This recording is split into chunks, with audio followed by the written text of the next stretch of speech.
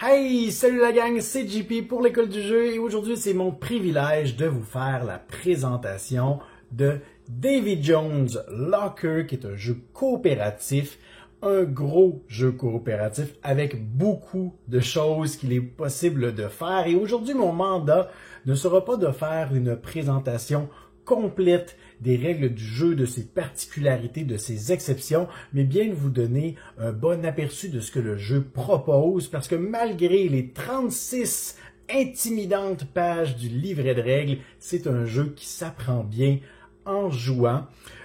Et si je vous parle aujourd'hui du jeu de base, c'est qu'une extension est à venir sur Kickstarter à partir du mois d'octobre. Donc, c'est à surveiller si le jeu de base vous intéresse. Vous trouverez d'ailleurs le lien vers la page de financement dans la description de la vidéo. Avant de se lancer dans les règles, en toute transparence, je tiens à vous préciser que cette copie m'a été fournie par l'éditeur qui m'a également rémunéré pour que je puisse vous faire la présentation des règles. Ceci étant dit, partons à l'aventure, partons sur la mer.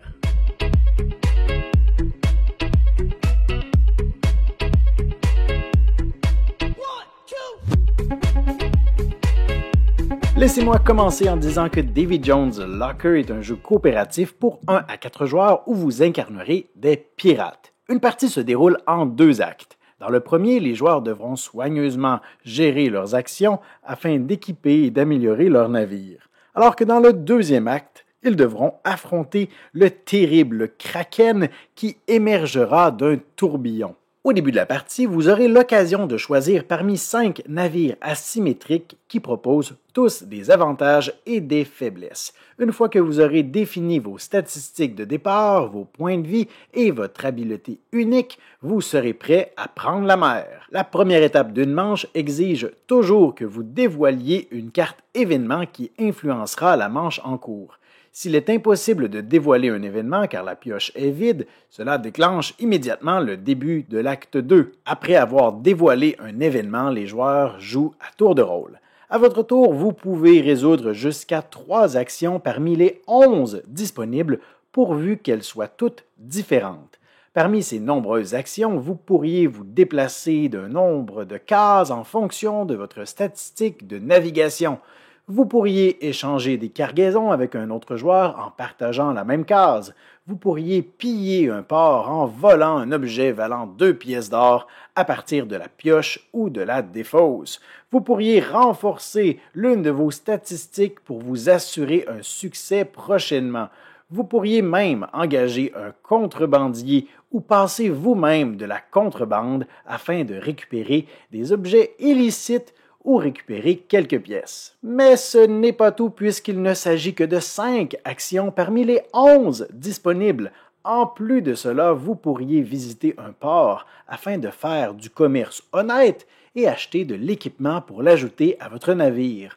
Ou bien explorer les alentours d'un port afin de vivre une aventure qui vous demandera de lancer les dés en fonction d'une statistique précise et l'issue de cette rencontre variera selon le nombre de réussites obtenues. Parlant d'exploration, vous pourriez également décider d'explorer les restes d'un naufrage aux emplacements indiqués sur la carte ou vous lancer dans une périlleuse chasse au trésor en visitant un repère de pirates. Ces actions sont particulièrement risquées, mais peuvent vous permettre de dénicher de grosses récompenses. Donc, il vous est possible de déplacer un allié pour vous soutenir.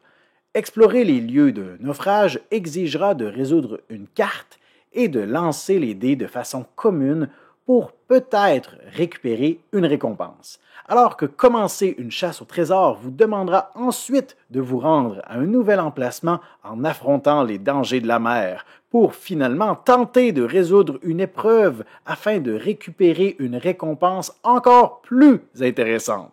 Certains événements peuvent aussi faire apparaître différents obstacles sur les flots et il vous est donc possible d'attaquer des ennemis qui vous sont adjacents en lançant un nombre de dés équivalent à votre puissance de feu pour tenter de les couler. Finalement, si votre navire est amoché, vous avez la possibilité de le réparer. En fonction de votre niveau de réparation, vous pourrez augmenter soit vos points de vie ou bien rétablir vos statistiques affaiblies. Bien évidemment, tout ceci n'est qu'un rapide aperçu des 11 différentes actions possibles. Souvenez-vous qu'à votre tour, vous pouvez effectuer jusqu'à 3 actions différentes parmi celles-ci. J'ajoute toutefois un détail important.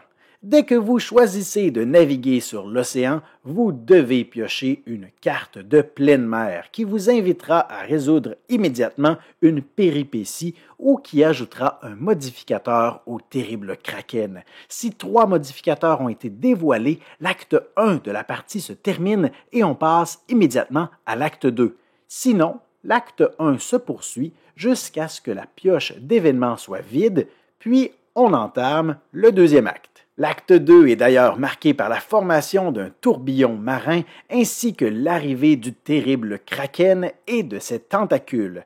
Chaque tentacule débutera avec 3 points de vie alors que le kraken en aura 24. Mais à cela s'ajoutent également les modificateurs dévoilés plus tôt en cours de partie qui accordent des capacités spéciales au kraken ainsi que 3 taches d'encre pouvant ajouter des modificateurs supplémentaires ou encore des points de vie bonus au kraken, le rendant encore plus terrible. Pendant le deuxième acte, votre objectif ultime sera de tuer la bête en réduisant ses points de vie à 0. Une manche débute toujours avec le dévoilement d'une carte tourbillon qui déplacera tous les navires de façon imprévisible, en plus de provoquer des effets plutôt indésirables. Puis chaque tentacule du kraken aura l'occasion de se déplacer et de vous prendre pour cible. Ensuite, ce sera la tête du kraken elle-même qui passera à l'attaque en ciblant certains secteurs du tourbillon. Si un navire se trouve dans un secteur ciblé, la puissance de l'attaque dépendra de sa position. Plus il est au centre du tourbillon, plus l'attaque sera dévastatrice. D'ailleurs, plus le kraken sera amoché, et plus ces attaques seront nombreuses. Finalement, si vos navires sont toujours en état de naviguer, la dernière phase d'une manche vous permet de résoudre jusqu'à 3 actions. Toutefois, dans l'acte 2, la même action peut être résolue plusieurs fois, mais vos actions sont plus limitées. Vous pourrez, par exemple, attaquer plusieurs fois les tentacules à proximité de votre navire. Chaque tentacule vaincu affaiblit un peu le kraken, mais celles-ci pourront ressurgir en cours d'affrontement. Advenant le cas où votre navire sombrerait vers les abysses après avoir été coulé par le kraken, sachez que votre partie n'est toujours pas terminée. Une fois que votre navire atteint 0 point de vie, votre plateau individuel est retourné et une partie de votre équipage tombe à l'eau. Vous devrez alors utiliser vos prochaines actions pour tenter de nager vers le navire allié le plus proche. Une fois rescapé par un autre joueur, vous continuez la partie en tant que membre de son équipage. Votre tour se déroulera dorénavant juste avant le tour de ce joueur et vous pourrez utiliser jusqu'à 9 actions pour soutenir le navire vous ayant rescapé.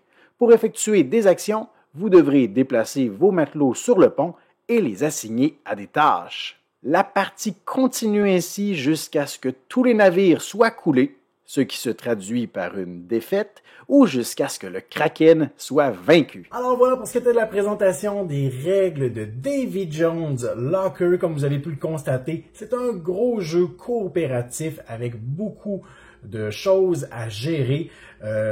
Les 2 actes qui se jouent de façon différente, l'acte 1 où on se prépare pour l'assaut contre la bête et l'acte 2 où on passe à l'action, on travaille main dans la main pour essayer d'en venir à bout. Vous devez savoir qu'il y a un mode solo aussi qui joue un peu différemment.